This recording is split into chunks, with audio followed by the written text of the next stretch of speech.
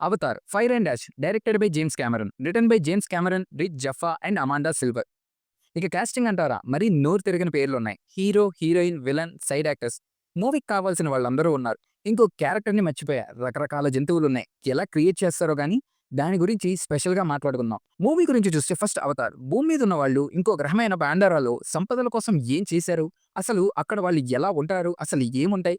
ప్రతి ఒక్కటి interesting and ఎక్సైట్‌మెంట్‌తో ఉంటుంది. దానికసలు వంక పెట్టక్కర్లా. మరి ఆ నెక్స్ట్ కంటిన్యూషన్ అంటే 'Avatar: the way of water'. అక్కడ వాళ్ళ ప్లేస్ నాశనం చేసినప్పుడు అక్కడి నుండి ఎక్కడికి వెళ్లారు?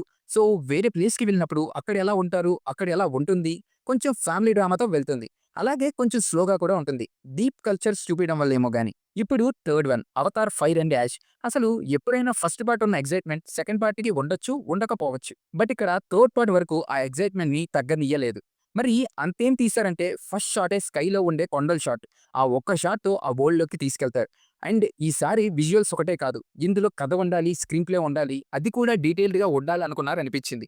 నార్మల్‌గా హాలీవుడ్ మూవీస్‌లో ఉండే కామన్ పాయింట్ అంటే స్టార్టింగ్‌లో పాయింట్ రివీల్ చేస్తారు. అసలు దేనికోసం ఇదంతా అనేది చెప్తారు. ఆ బేస్‌తోనే రన్ చేస్తారు. ఇక్కడ కూడా ఒక టైంలో పాయింట్ చెప్తారు. ఆ! సరే ఇంక అర్థమైందిలే అంతే కదా అనుకుంటే ఇక్కడే మనం పప్పులో కాలేసాం. స్టోరీని ఐదుగురు రాసారంటే ఏంటో అనుకున్నాం గానీ మ్యాటర్ ఉంది. అంటే ఐదుగురు రాసారంటే అంత గొప్పగా రాసారా? మనం చూడలేదా అంటే అబ్బో! చాలానే చూసాం. ఇక్కడ కంప్లీట్ పిక్చర్ కొత్తది అవ్వడం వల్ల అది ఆల్రెడీ చూసిన ఆ అట్మాస్ఫియర్ న్యూ అవ్వడం వల్ల ఇంట్రెస్టింగ్‌గా ఉంటుంది.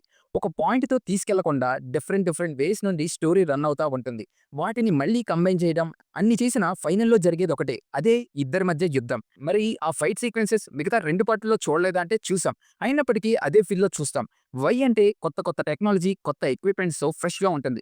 ఫైట్ సీక్వెన్సెస్ ప్రతిసారి డిఫరెంట్‌గా ప్లానింగ్. ఒకసారి ల్యాండ్ అయితే ఇంకోసారి వాటర్. ఒకసారి డే లైట్ అయితే ఇంకోసారి నైట్ ఎఫెక్ట్. ఇలా ప్రతి ఒక్కటి లాస్ట్ టైమ్ చూసిన ఫీల్ రాకుండా చూసుకున్నారు. అండ్ మూవీకి బిగ్గెస్ట్ అసెట్ అంటే అది విజువల్. అందులోనూ అవి 3డీలో చూస్తుంటే ఆ ఎక్స్‌పీరియన్స్ మామూలుగా ఉండదు. ఆ 3డీని కొన్ని ప్లేసెస్‌లో ఫీల్ అవుతాం. అండ్ ఆ విజువల్ అనే కాదు ఆ సౌండ్ ఎఫెక్ట్స్, ఆ వైబ్రేషన్ బాగుంటుంది. కంప్లీట్ 3డీ మూవీ అయినా ఏ చోట కూడా ఇక్కడ తెలిసిపోతుంది అని ఎక్కడా అనిపించదు. అండ్ క్యారెక్టర్స్ కూడా ఫస్ట్ పార్ట్‌లో ఫారెస్ట్ బ్యాచ్‌ని చూస్తే సెకండ్ పార్ట్‌లో వాటర్ బ్యాచ్. ఈసారి కొత్తగా ఫైర్ బ్యాచ్ వాళ్ళని యాడ్ చేశారు.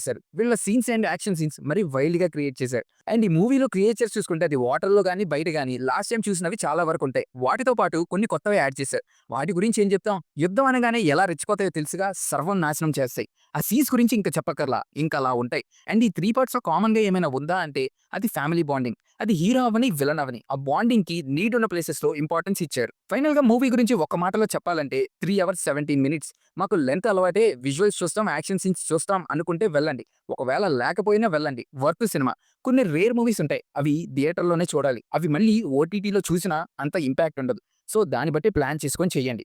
ఇది మూవీ గురించి. మీకు ఈ వీడియో నచ్చినట్టయితే please like, share and subscribe. Thank you.